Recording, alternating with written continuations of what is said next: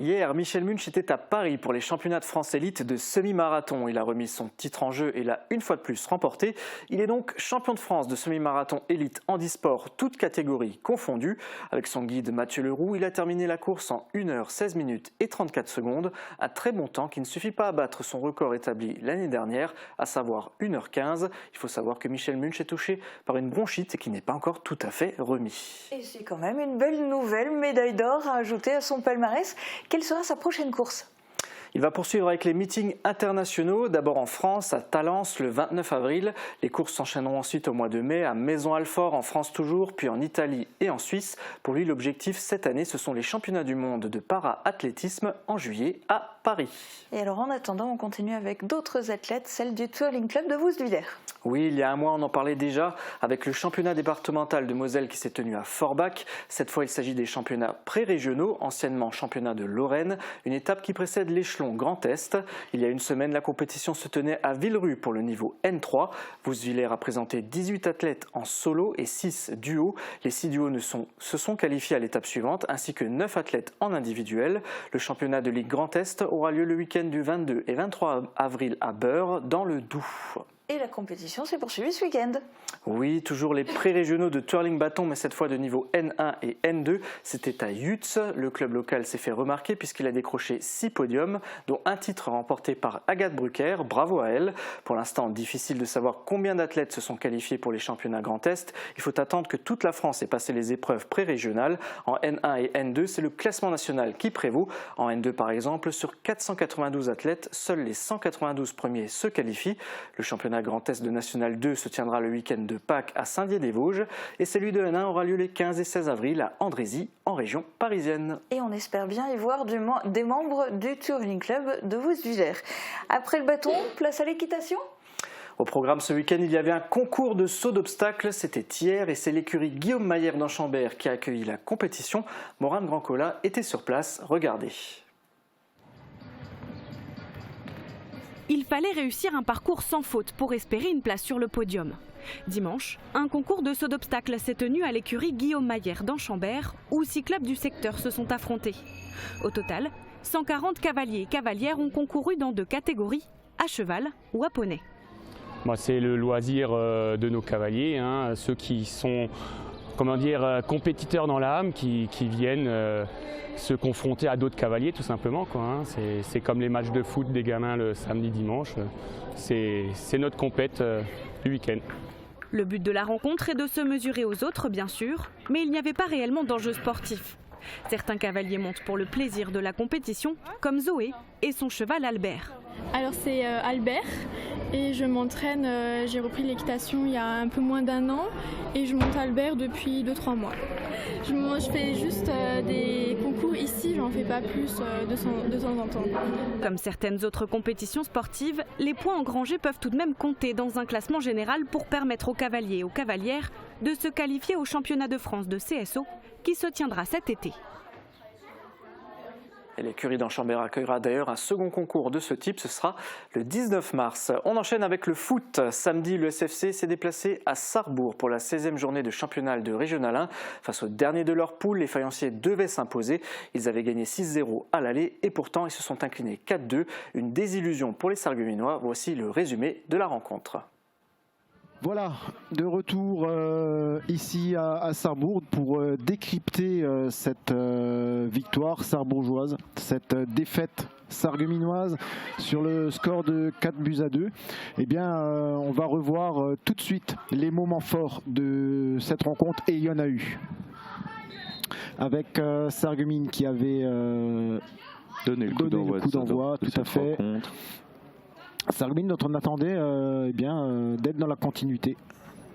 Et ça a été une première mi-temps où Sarreguemines s'est montrée dangereuse avec ce centre de Mohamed Boutargui pour Enes Saïn, où la tête n'est pas assez appuyée. On peut voir une relance toujours très longue. On cherche souvent Mario Modenez dans la déviation. Et là on peut voir Weissmax qui allait tout droit.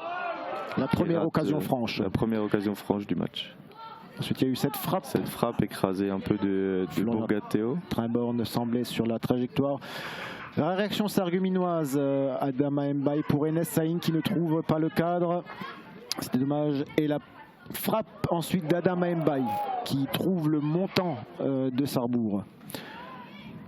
Adama Mbaye qui s'est montré très actif durant on peut voir la très bonne passe de Bourgateo. Jérémy Aublin. Et là sur cette occasion, très bien, et on peut voir la grosse main du joueur sarregueminois. Mathias Kenney expulsé. Sarreguemines terminera cette rencontre à 10. Le penalty transformé par Basilikin Jean Landry. Florian Trimborn qui était sur la trajectoire du jeu. La réaction sarregueminoise avec ce penalty qui a été accordé aux Sarregueminois, transformé, magnifique Panenka d'Enes Saïn. Sarreguemines qui revient à 1 but partout. C'était le score à la mi-temps. En deuxième période, une deuxième période animée. Coup d'envoi qui avait été donné par Sarrebourg. Là on peut voir la très bonne percussion de Jérémy Aublin qui arrive à avoir le penalty accroché par Florian Trimborn. Le penalty de nouveau transformé par Jean Landry Basilikin. La deuxième égalisation, Mohamed Boutargui qui profite de la mésentente entre le gardien sarrebourgeois et son défenseur. 2-2 à ce moment-là. Là on peut voir la main du joueur qui profite au joueur sarrebourgeois, le gardien laisse jouer. Et là on peut voir la très bonne finition de Bourgateo qui attend pour aligner Trimborn. La bonne frappe de Modenez. Florian Trimborn qui était bien sur la trajectoire. Une des trop rares situations sarregueminoises en deuxième mi-temps avec cette remise d'Adel Gendez qui n'a malheureusement pas abouti. Et là on peut voir le dernier but de Mario Modenez, son premier but sous les couleurs sarrebourgeois depuis son retour. 4-2 à ce moment-là de la rencontre. La messe semblait dite et la dernière occasion du match. À la fin de match, on voit Piccini Leandro qui sera tout seul, qui voulait offrir le but à son copain qui rate un peu son contrôle. Et derrière le centre un peu mal ajusté. Et ça sera le score final de cette rencontre. Voilà, une rencontre qui se termine sur le score de 4-2. Antoine, tes impressions sur cette rencontre?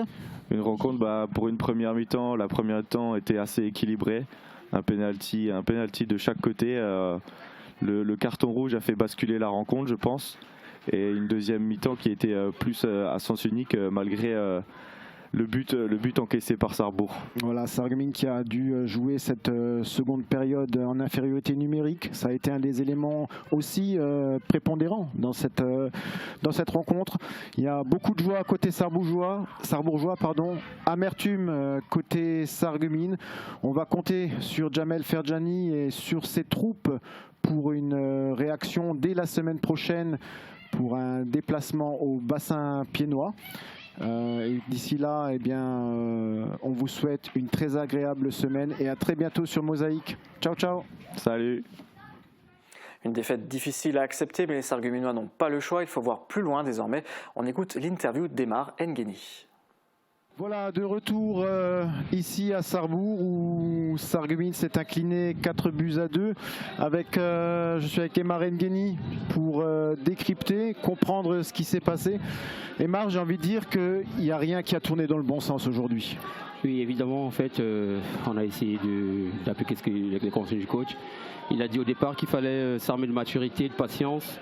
Ce genre d'équipe, on les gagne à l'usure, mais encore une fois de plus, c'est nous qui donnons les occasions aux équipes de croire, et c'est comme ça. Et après, comme il a dit, il va falloir que tout le monde remette la tête à l'endroit, avec plus de maturité et comprendre que un match c'est 90 minutes.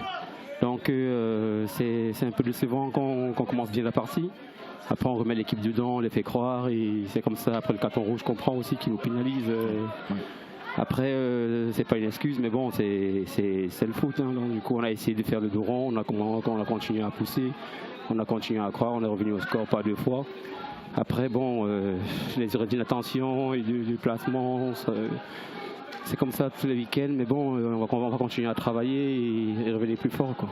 Alors je le disais pendant le reportage, c'est vraiment dommage parce que vous vouliez vous trouver dans la continuité par rapport à ce qui avait été fait la semaine passée face à Amnéville et ça a été plutôt pas mal en première période. Bon, il y a eu cette expulsion, vous revenez au score. En deuxième mi-temps, on n'a pas reconnu Sarreguemines. Oui, en deuxième mi-temps, on a reconnu Sarreguemines dans le sens où on revient, ils mettent le deuxième but, on revient au score. on essaie de pousser, vu que c'est pas évident d'être à 10 contre 11. Surtout, Effectivement, ça a été vraiment voilà, donc du coup, on a essayé de donner tout ce qu'on avait en deuxième mi-temps. Après, la chance n'a pas tourné de l'autre côté. Et, je vais lui dire bravo à Sarrebourg, donc c'est le foot. Après, la prochaine étape, c'est qu'à se remettre à l'endroit et comment continuer les entraînements pour pouvoir attaquer le prochain match avec d'autres idées, quoi. Tout à fait. Et donc ça se passera dès la semaine prochaine au Bastien-Piennois, où là l'objectif ce sera eh bien de la victoire avec le sérieux, la maturité, tout ce que Jamel Ferjani eh bien demande à ses joueurs. Oui, il n'arrête pas de le dire. On a une équipe très jeune. Oui, il y a quelques têtes qui sont qui ont un peu du vécu, mais sinon c'est vraiment une équipe très jeune. Et du coup, il parle de maturité, et au fur et à mesure qu'on s'entraîne, au fur et à mesure que les jours passent, on essaie d'apprendre et tout, et je pense que ça viendra. Ça viendra après. Il ne faut pas oublier, c'est une équipe en reconstruction aussi. Exactement. Où il y a eu beaucoup de changements, mais on fera le dos rond et on le fera, il n'y a pas de souci. Voilà, Sarreguemines, effectivement, qui a une équipe très jeune. Sarreguemines en apprentissage. Et bien aujourd'hui, l'apprentissage se paye cher, mais bon, ça, il faut passer par ces moments-là. Voilà. Nous, on se retrouve dès la semaine prochaine pour le prochain déplacement de Sarreguemines au bassin piennois. D'ici là, je vous souhaite de passer une très agréable soirée et une très bonne semaine. À très bientôt sur Mosaïque Cristal pour suivre le SFC. Merci. Salut. Merci Aymar. Voilà, on regarde les résultats du groupe B. Match nul entre Amnéville et l'APM Metz, un partout. Forbach s'impose face au leader Thionville-Lusitanos et ce n'est pas par un petit score, 4-0. Match nul également entre Boulay et Reipertswiller, 2-2. On passe au classement. Malgré cette défaite, le SFC reste 7e de son groupe avec 20 points et un match en moins. Thionville-Lusitanos est toujours en tête avec 34 points, suivi de Forbach avec 26 points et un match en retard. Villerutil passe de la 5e à la 3e place avec 23 points. En 6e position toujours Reipertswiller avec 22 points et avec sa victoire, Sarrebourg passe avant-dernier avec 17 points. Je rappelle que le prochain match du SFC aura lieu samedi à Pienne. C'est un match en retard, il avait été arrêté l'année dernière suite à la blessure d'Adama Mbaye. Autre information, le stage jeune organisé par le SFC il y a 2 semaines a eu du succès avec plus d'une quarantaine d'inscrits. Le club renouvelle l'opération pour les vacances de Pâques, une semaine d'initiation et de perfectionnement avec demi-pension. Le stage s'adresse aux enfants de 7 à 13 ans. Si ça vous intéresse, les inscriptions sont ouvertes et se font par mail à l'adresse qui s'affiche sur votre écran. Et foot toujours, David, ce week-end, c'était la reprise pour l'AES. Oui, hier se jouait la 12e journée en Régional 2, poule F. Arenetin Schmidtviller a décroché un match nul, un partout à l'extérieur face aux Alsaciens de Schirheim. À l'aller, le match s'était aussi soldé par un nul, 3-3. On peut dire qu'il y a de la constance malgré la trêve hivernale. On regarde les résultats de ce groupe F. 6 rencontres ont été jouées ce week-end. Match nul entre Drusenheim et la baie de Sarre-Union, 0-0. Et Schweighouse s'est imposé face à son voisin, la réserve de Haguenau, 3-1. Voici le classement. Avec ce nul, l'AES est toujours 9e sur 12 avec 15 points. Toujours leader du groupe, Oberlotterbach avec 29 points, suivi de la baie de Haguenau et Nouswiller avec 23 points. Et la réserve de Sarre-Union est 7e avec 16 points. Prochain match des Beachliners le 19 mars à domicile face à la baie de Haguenau. Et voilà pour le foot, on change de registre avec les sports de combat. Et on démarre avec le Kick Contact Sarreguemines qui a participé à la plus grosse compétition de full contact, l'Open International de Paris. C'était il y a une semaine. On parle de karaté full contact, une discipline dans laquelle les sportifs réalisent des combats à pleine force. Il s'agit d'ailleurs plutôt de boxe que d'art martial. Plusieurs pays étaient représentés avec 480 compétiteurs. Le Kick Contact Sarreguemines n'a pas démérité. Alfred Chabani a fini 5e de sa catégorie sur 12 et Julien Troclet en blanc a décroché une médaille de bronze. On parle tout de même d'une compétition internationale. Bravo les jeunes. Et justement, on continue avec les jeunes et cette fois en K1. Oui, les jeunes du KBF Sarre Boxing qui ont participé au championnat de France de K1 Rules Light. Après une qualification au championnat du Grand Est à Sarreguemines, ils sont 4 à y avoir participé. Jessie, Livio, Maxime et Maria. Sur les 4 compétiteurs, 3 ont décroché une médaille de bronze. Livio Haman en benjamin à moins de 32 kg, Maxime Massia en minime moins de 63 kg et Maria Gebel en minime moins de 46 kg. Jessie, lui, s'est incliné en 8e de finale. Pour le KBF Sarre Boxing, c'est la fin d'une série de 4 championnats de France qui ont démarré début février. Entre K1 et kickboxing, le club a décroché 7 médailles sur 10 qualifications. Un beau parcours. Et il y a un autre beau parcours dont tu avais envie de parler. Oui, pour finir, on va parler de poker. Alors, s'agit-il d'un sport? Je vous laisse répondre à la question. En tout cas, il y a un Sarregueminois qui fait de la compétition haut niveau. Je veux parler de Cédric Aubert. Cédric joue au poker depuis son adolescence. Il s'est qualifié pour le Winamax Poker Tour. Pour ce faire, il a d'abord participé à des tournois en ligne et obtenu un ticket pour choisir une compétition en présentiel dans une grande ville de France. Pour cette étape qualificative, il a choisi Reims, où il a terminé dans les 2 premiers sur 120 participants. A noter qu'il est aussi possible de participer à la finale en payant son entrée 500 €. Et cette finale, elle a lieu quand ? Le rendez-vous des finalistes a démarré la semaine dernière, le 1er mars, et s'achève aujourd'hui au Palais des Congrès à Paris.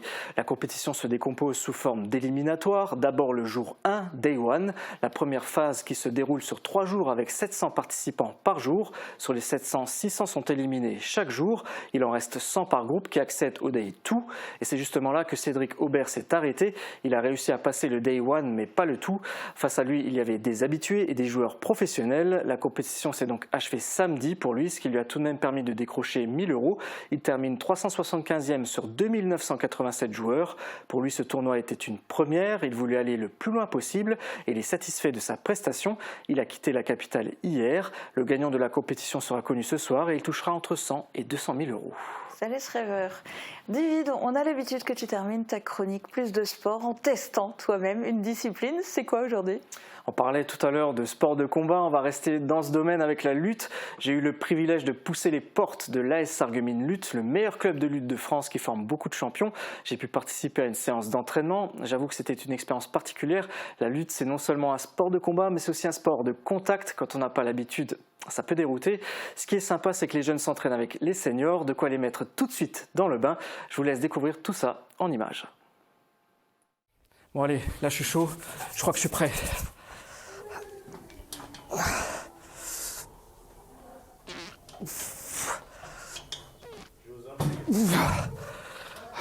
Ou pas.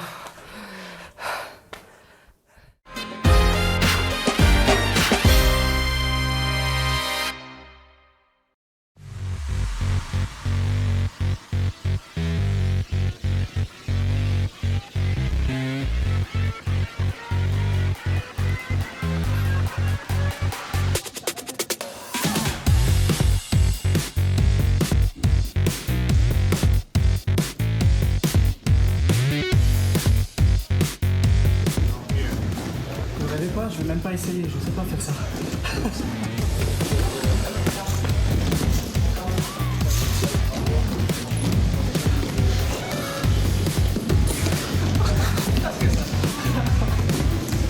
Bon bah, au moins je vais essayer.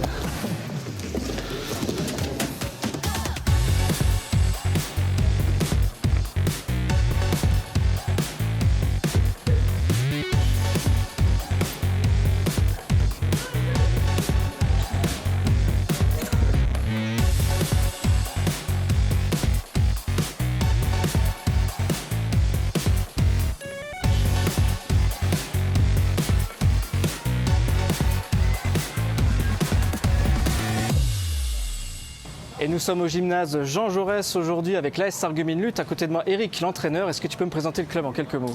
Le club de lutte de Sarreguemines est un des plus grands clubs de France. Il a plus de 100 ans, hein, il est de 1896. D'ailleurs sur l'affiche à l'arrière, on a l'année. Et voilà, que vous dire, Vous êtes combien aujourd'hui ? On est plus de 300 licenciés. Avec justement les scolaires. Hein. Mais sinon, des licenciés au sein du club, il y en a 200. Et le reste, c'est des licenciés qui sont au niveau de l'UNSS.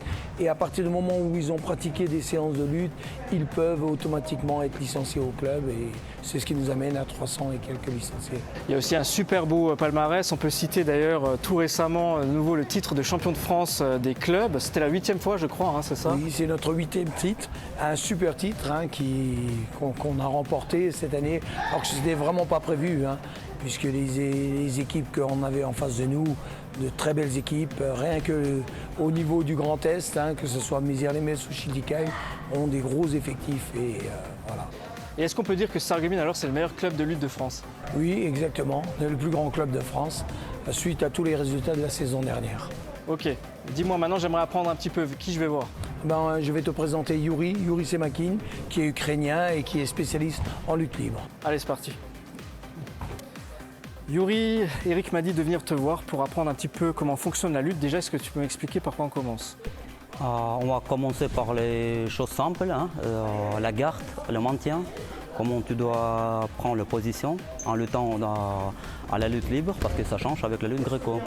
C'est quoi les particularités rapidement de la lutte libre? La lutte libre, à mon avis, il y a plus de choses permis à faire, sauf il y a certaines interdictions. On n'a pas le droit d'étrangler, à pincer, à mordre. Mais sinon, toutes les prises sont autorisées, quoi. Oui, plus que le même prise qu'au gréco. Et on peut ajouter à tous les prises avec les jambes. On engage les jambes. D'accord. Bah écoute, du coup, je suis tes instructions, dis-moi. Oui. D'abord, si tu es droitier ou tu es gaucher. Je suis droitier. Droitier, alors tu dois mettre la jambe droite devant. Oui. Tu fais plier ton corps penche. Oui, voilà. Mettre tes bras devant. Oui. Et là, je te vais dire, en escrime, tu dois bouger. Le mouvement que tu dois prendre là. En avance, en arrière, à gauche, à droite, en avance, gauche et droite. Voilà, commence contact, prends le poignet. Voilà, en arrière avec. Allez, en arrière, oui, en avant et à gauche et à droite. Et maintenant dans le contrôle plus près là, mixte là, voilà, plus de contact. Avant, oui, en arrière, à gauche, à droite, voilà, et encore plus près, poitrine contre poitrine, encore, oui. En avant, oui, en arrière, à gauche, à droite, hop, on termine, c'est bien passé, je suis content comme entraîneur. Merci Mouradine. Ah bien bougé. Là derrière, on te prend pour le remplaçant au championnat de France. Là. Je crois que je suis pas prêt pour ça. Non, on te prend. Moi, je prends la décision. Ok, d'accord, c'est gentil. On se rend pas forcément compte, mais rien que ces petits mouvements, ça tape déjà dans le cardio. Et effectivement, c'est un sport où il y a énormément de contact. Bon, on va voir un petit peu ce que ça donne avec des prises.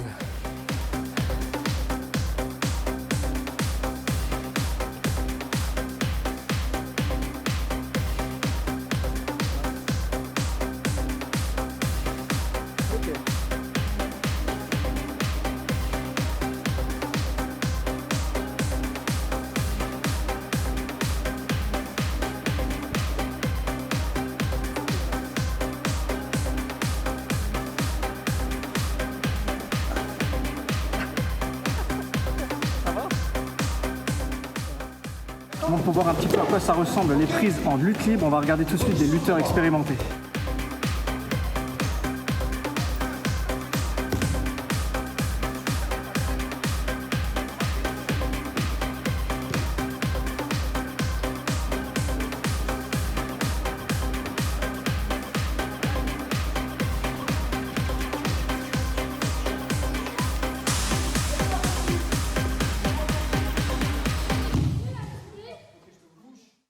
Eric, je viens de voir Yuri qui m'a expliqué un petit peu la lutte libre. Est-ce que tu peux m'expliquer c'est quoi la différence avec la lutte gréco-romaine? La lutte gréco-romaine, donc c'est bien toutes les actions à partir de la ceinture vers le haut du corps. Lutte libre, donc tu as le droit à tout le corps. Lutte gréco-romaine qu'à partir de là. Toute action sur jambe est pénalisée. Ok. Voilà.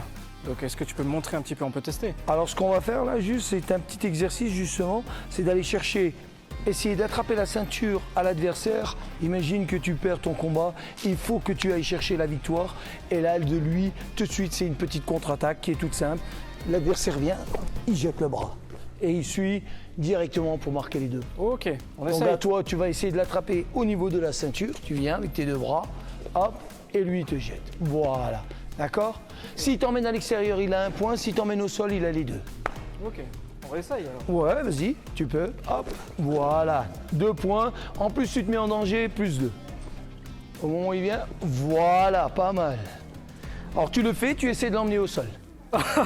Allez, directement pour que tu aies tes 2 points. Parce que là, tu n'as rien. Hop, et accompagne ton Ah, il faut que adversaire. j'accompagne, ok. Voilà, tu as les 2 points. D'accord? Hop, très bien, super. Pas mal. Merci Eric. Bon, maintenant on va essayer une séquence où il va vraiment me répondre comme il le ferait en compétition, vous allez voir. Allez, action. Hop, boum, avec une ceinture. Voilà. Moi, je précise que c'est Luca Lograsso qui est vice-champion du monde U17 en gréco-romaine, donc j'ai aucune chance. Et je suis avec Sacha qui a 14 ans et qui fait de la lutte depuis 2 ans ici à Sarreguemines. Sacha, qu'est-ce qui te plaît dans ce sport? Moi, c'est l'esprit compétitif et combatif de ce sport. C'est ça qui me plaît. Justement, tu dis que tu aimes bien l'esprit compétitif, la compétition. Tu en as déjà fait de la compétition? Oui, j'en ai déjà fait 2 fois. J'ai fait 3e à Paris et 2 fois 2e à Dijon. Justement, qu'est-ce que tu penses du club de Sarreguemines ici? C'est un bon club de lutte? Le club de Sarreguemines, c'est le meilleur. D'accord, merci Sacha. Et voilà une très belle séance ce soir à l'AS Sarreguemines Lutte, un sport qui demande Du sérieux, du respect. Et beaucoup de motivation. Si ça vous intéresse, les séances, c'est ici tous les soirs au gymnase Jean Jaurès. Merci encore de nous avoir suivis. À la semaine prochaine et la parole maintenant est à l'AS Sarreguemines Lutte. Yeah!